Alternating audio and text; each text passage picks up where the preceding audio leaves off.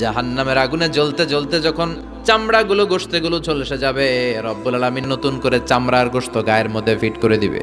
ওই চামড়া গোশত আবার ঝলসাবে, আবার ফিট। আযাবটার মজা যেন ভালো করে টের পায়। একের পর এক শাস্তি শুরু এবার জাহান্নামে। যারা দুনিয়াতে আত্মহত্যা করছে, ছুরি মারছে, ও খালি ছুরিই মারবে। বিষ খাইছে, খালি বিষ খাবে। যে মেয়েগুলো ওড়নায় গলা পেঁচিয়ে এই আত্মহত্যা, তারা জাহান্নামের রশিতে আর ওড়নায় খালি আত্মহত্যা করতেই থাকবে।